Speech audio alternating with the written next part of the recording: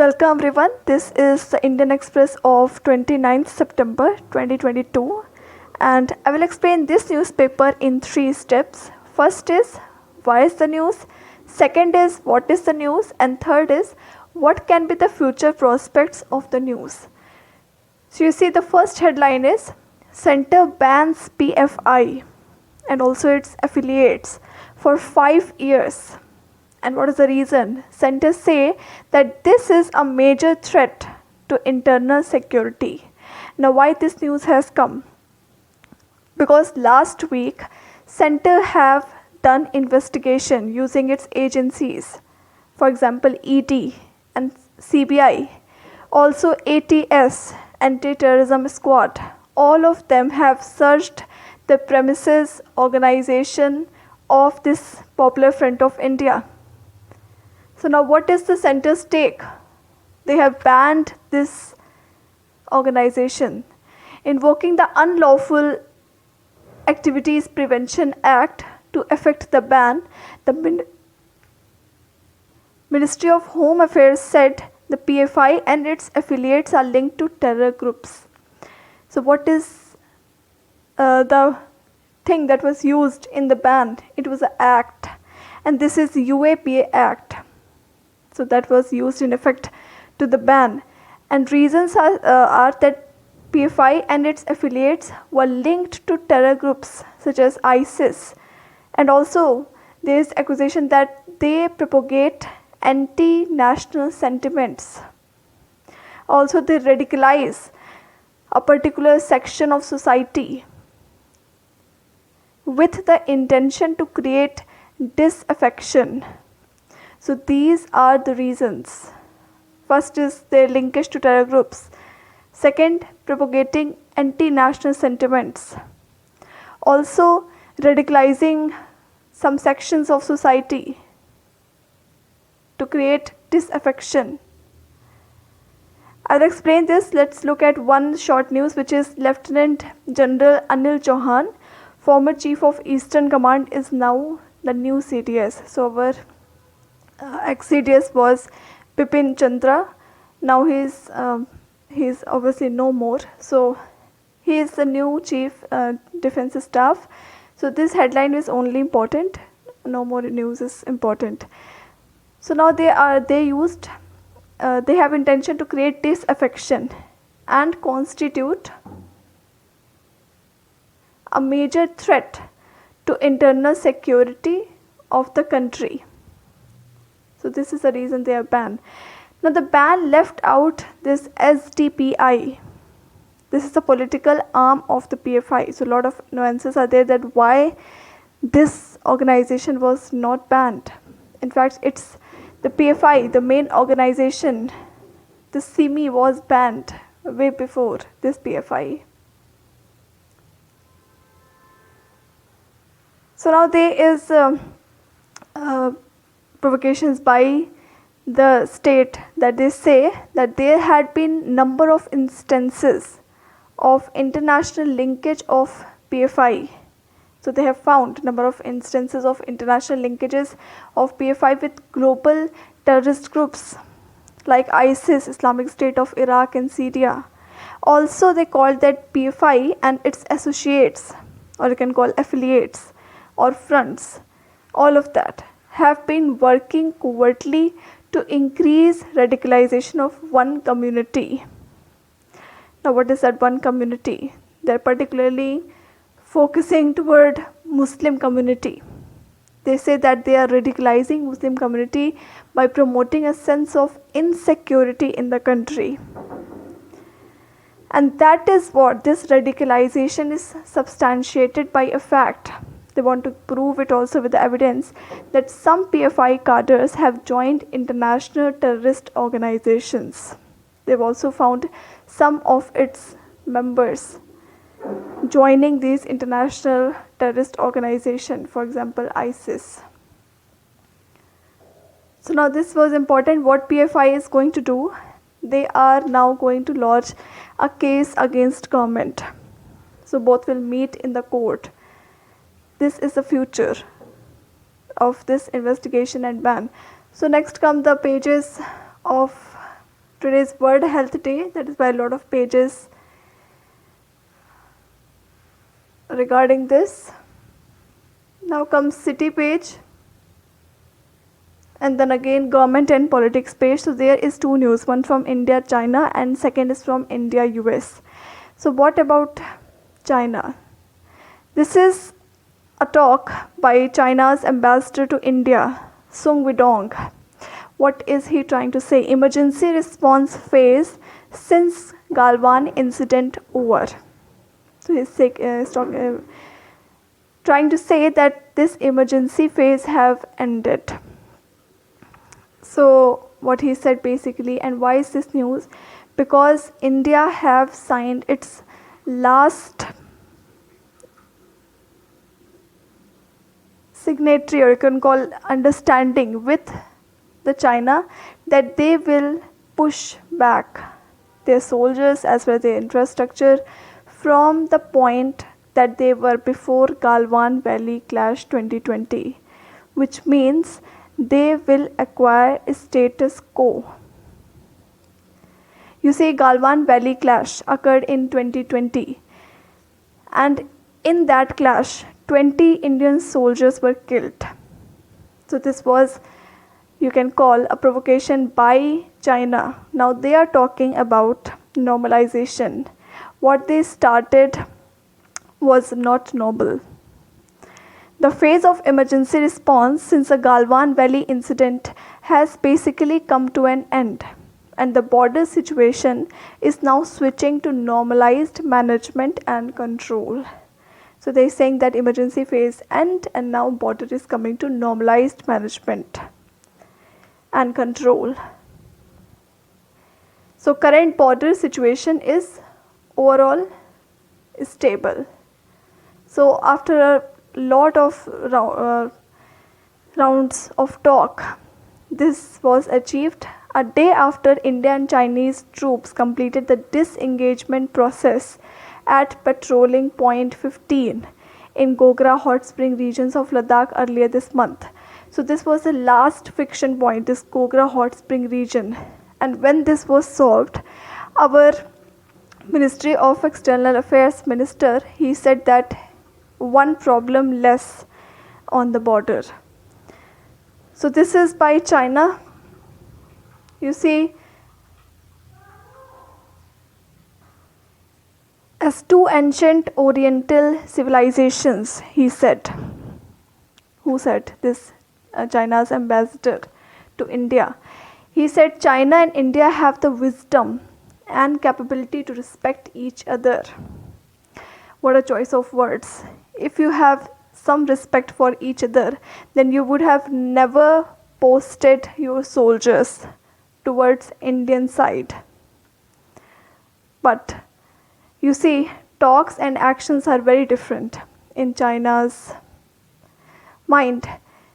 So they are saying that they have wisdom and capability to respect each other, seek common grounds while resolving differences. Seek common grounds, which mean when you are solving differences, they seek common grounds. Refrain from interfering in each other's internal affairs. This is totally wrong. This is what China does, and properly handle the differences. So that was it. A lot of sweet talk by China's envoy, but the reality is India outsmarted China. How exactly? In every single phase, you see in military phase, whatever the soldiers were present in the Chinese side, India have outsmarted them. India made the equal number of soldiers in their own side also. Also, lot of economic pressure. Over 200 apps were banned, which were originated in China. For example, TikTok, UC browser, and all of that. Share it was too. So this led to China's more pressure. It built in pressure in order to solve that crisis. Also, the whole world started condemning this China's action. France was even ready to give military support to India. How embarrassing for China. So that is why they have solved this issue, not because they respect the capability and wisdom of each other. So this is just a sweet talk. You see, actions and words are very different in terms of China's own behavior. Now next come Jaishankar Sullivan discuss India-US ties, Indo-Pacific. So what about this? In a readout, his office said they discussed approaches to promoting debt sustainability and advancing a free, open, secure and prosperous Indo-Pacific. What does this debt sustainability indicate? This indicates about China's debt policy, its debt trap, or more clearly you say, China traps every single country, in fact every single developing country in its debt trap. For example, Sri Lanka. It has tried to trap Bangladesh too, and Sri Lanka lies in the Indo-Pacific. So clearly this focus is on Sri Lanka. So now it is trying to make debt sustainability and then free, open and secure, prosperous Indo-Pacific.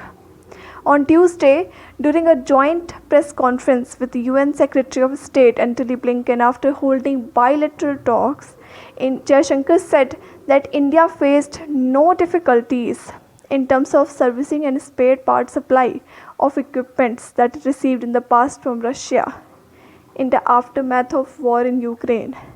So India faced no difficulty because it is taking services and also spare part supply of equipment from the Russia, for example S-400 and other things also in the aftermath of war in Ukraine, and asserted that it exercises a choice.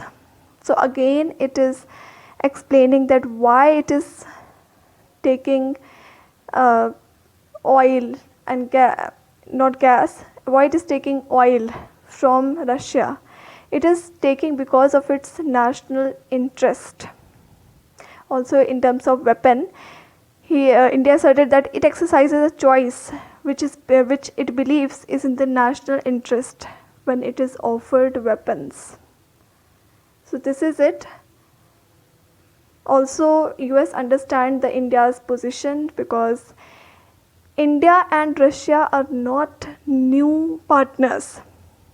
They're partners since Cold War. So the equation cannot change in one single day. Now comes next page. It has more of political news. Then comes also banned 8 PFI affiliates. So Popular Front of India was banned, but its 8 organizations that are affiliated with it also were banned. What are these 8 affiliations? First is Campus Front of India. What it does and what it was found. It was found that this affiliation was active in the anti-CAA and anti-NRC protest in Delhi and elsewhere.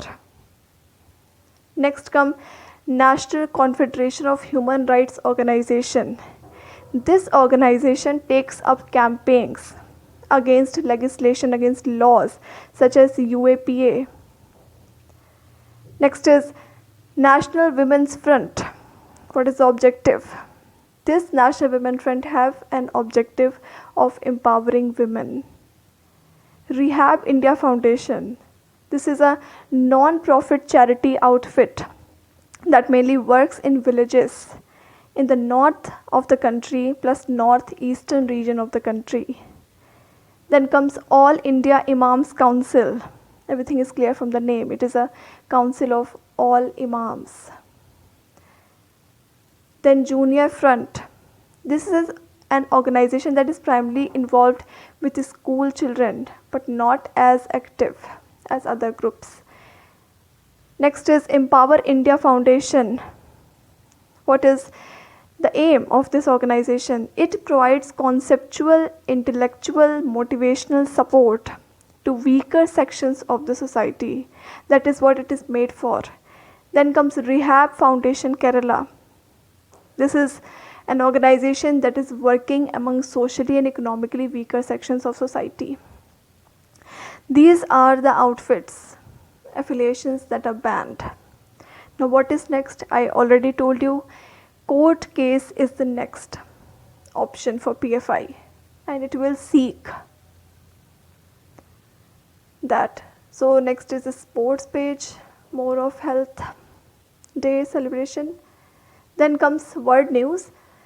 Today, India and related world news were less, but only one news I found important, which is the Taliban have started taking Russian oil and gas. And the reason you know, Taliban is not yet internationally recognized. It wants recognition, desperately wants recognition from all over world. So what is it trying to do? It is trying to engage itself. It is trying to include itself in the global supply chain. So Taliban has signed a provisional deal with Russia to supply gasoline, diesel, gas and wheat to Afghanistan. A lot of humanitarian crisis is also going on in Afghanistan. It wants food which is coming in the form of wheat. So now this is an Afghanistan move to diversify its trading partner, and that Russia had offered the Taliban a discount to average global commodity prices. You see the aim, diversify. Every single country in the world wants to diversify its partners because no one wants to depend on just single one country. Because in the current geopolitical situation, you see things are changing in just one day. February 24th was just one day when Russia invaded Ukraine. And you see China's position on Taiwan also changed when it started military till. So people does not know, in fact governments does not know that when things will change. So they are trying to diversify. And also there is a plus point that Russia is providing a discount. So this move could help to ease the Islamist movement isolation. So this isolation because no one is recognizing it. That has effectively cut it off from the global banking system. It wants to revive it. It wants to be the part of world's supply chain. Next come explain page, what ban on PFI means. So you've already seen what was the ban like. You see NIA, ED searched, raided this Popular Front of India. Then notification says that these were radicalizing particular sections of society. Also, they were part of other global terrorist groups such as ISIS. So this is we have already read in the first page. So what does a ban mean on the PFI? So ban under section 3 of this UAPA Act, the government has power to declare an association unlawful. Central government. So apart from gazette notification, the government is required to notify such association by affixing a copy on its offices. So first it's notify the organization, then also it notifies by fixing a copy on its offices. Also where the organization is running, for example it runs in some area, so then the government has to talk, in fact it has to announce, broadcast that this association now has been banned. So this is by proclaiming by the beat of drum or by means of loudspeaker the content of the notification in the area in which the activities of the associations are ordinarily carried. So the area is also told about this ban with the means of loudspeaker. Now what happens when an association is declared unlawful? You can imagine that. Sanctions, also freezing of assets. All this is very common. So what happens is the ban has serious consequences in law. First is every member gets criminalized. So which include criminalization of membership, Also forfeiture of properties of the organization, which means freezing assets plus forfeiture of properties. Prohibit the use of funds of an unlawful association. Cannot use money, the funds that has come in the association, and all the places that are used by unlawful association can be notified and seized. So the place that they used to organize, to meet with everybody, in fact their offices, everything is seized. You see how dangerous this ban is. How is an unlawful association defined? So what is the law? So section 2(1)(p) of the UAPA defines an unlawful association as an association which has for its object any unlawful activity or offence defined under section 153A or 153B of the Indian Penal Code. This is not the CRPC. This is IPC. So any association that has object of unlawful activity, which means it has aims of doing unlawful activities, plus it have offence defined under this of the IPC, it is called unlawful association. So those association that is promoting enmity between different groups, which means spreading hate and making imputations, assertions that are prejudicial to national integration, which means they are making some comments and assertions that can be harmful for national integration. Also, an unlawful activity, an unlawful association is also one that encourages or aids person to undertake any unlawful activity. If association is encouraging other person to do some unlawful activity, or of which the members undertake such activity. So either your members do some unlawful activity, or this organization encourages other, which means non-members, to undertake unlawful activities. All comes under unlawful association. What is the process to declare an association unlawful? How is this done? So under section 4 of the UAPA, government is mandated to send the notification to Unlawful Activities Prevention Tribunal within 30 days of issuing the gazette notification to have the ban ratified, which means, in short, government will send notification to this tribunal within 30 days of issuing the gazette notification to have the ban ratified. Now the ministry will have to make a reference to the tribunal along with the details of cases. So you see, National Investigation Agency, Enforcement Directorate, other state police forces have registered against PFI and its cadre across the country. So it has to give details what exactly these forces agencies have registered. It has to give details to the tribunal. So the tribunal, which is required to be headed by a retired or sitting judge of High Court, will then issue a show cause notice to the PFI, asking it to reply in writing about why it should not be banned. So then this tribunal asks the organization to write down that why it should not be banned. So after the arguments from both sides, the tribunal can hold an inquiry to decide within 6 months on whether there's sufficient evidence to declare PFI an unlawful association. So after arguments from both sides, there will be an inquiry, and then after 6 months, after if they found a sufficient evidence, then they will declare PFI an unlawful association. So such inquiries by the tribunal also are held in the areas.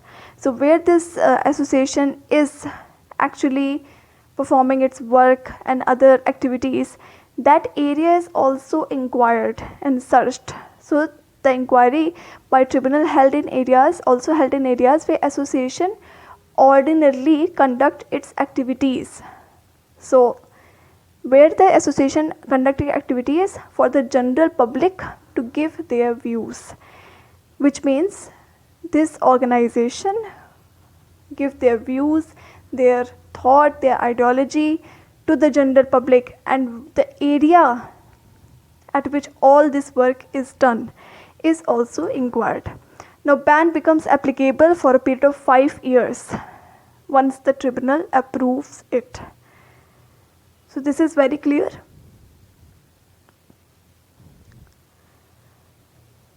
Now here also appealing ban, how UAPA tribunal works. So we have seen this. What is the procedure? We'll see an extra information if it's given here. UAPA provides for tribunal under the High Court judge to be constituted by the government for its ban to have long-term legal sanctity. So this is a tribunal for banning an organization. Now the procedure you have seen, 30 days and then given for, then both sides have to discuss. This has been discussed. What is the constitution of tribunal? So tribunal consists of only one person who has to be a high court judge. If a vacancy occurs in the tribunal, the central appoints another judge and proceedings continue from the stage at which the vacancy is filled. Center is to provide tribunal such staff as necessary. So all the staffs are provided by center, and expenses are incurred from the Consolidated Fund of India, which means all the expenses are from CFI. What is its power? It has its power to regulate its own procedure. Also power that includes the place for its sitting. So it can hold hearings in different states for allegations pertaining to them. It has the power to hear in different places in different states. So to make inquiries, tribunal has the same power as vested in a civil court under the Code of Civil Procedure 1908, which means this tribunal has almost same power as of civil court. These can be exercised in summoning, which means they can summon everyone, they can call anyone in the court. Also they can examine a witness or oath, so they can examine that too. Also production of any document or other object producible as evidence. So any document or any fact that can be produced as evidence, they have the power to produce that also. The reception of evidence on affidavits plus requisition of any public record from any court or office, which means if there is some public record in any court or office, they can call it in their own court, in their own tribunal. And the issuing of any commission for the examination of witnesses, which means they can form their own commission also in order to examine the witnesses. So all proceedings before the tribunal are deemed to be judicial proceedings, which means the actions, the order and proceedings that are taken by the tribunal are deemed as a judicial proceeding. It has the same power, same effect on the country. So this is it, what its record. Simi was banned and also a tribunal has briefly lifted the ban on it in 2008. So this was it, how this tribunal works. Already it was explained in this, how is the process to declare unlawful association. Here only some powers and constitution was given. We'll move to economy page. This is one news that PMGKAY, which means Pradhan Mantri Garib Kalyan Ann Yojana, this is to be extended for 3 months, and this extension will lead to 44,762 crore extra spending, and we know that fiscal deficit is already in a high. So with the decision to extend the food grains scheme for 3 months, center will end up spending 44,760 crore incrementally for this period. Now, which has led this extension of this scheme has led to experts estimating an overshooting of fiscal deficit to the tune of 1 lakh crore. So fiscal deficit will increase by 1 lakh crore. Why government is doing that? Because Russia-Ukraine war and also inflation has turned down the poor people. They're not unable to buy food grains. So doing welfare is, you can call, duty of our government. So that is why it is spending for food grain.